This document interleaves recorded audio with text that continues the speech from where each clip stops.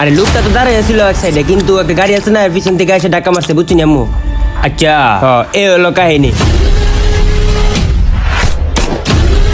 তারপর আর হলো সারাদিন আম্মু আমার হলো কালকে 2টা জামা কিনতে হবে, আর হলো একটা হিজব, আর আর চশমা কিনতে হবে একটা। আম্মু কিছু বলবা তুমি?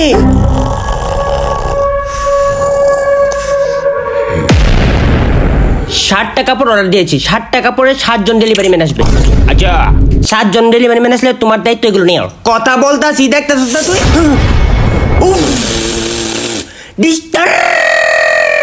কথার মধ্যে দিয়ে কথা বলিস কেন?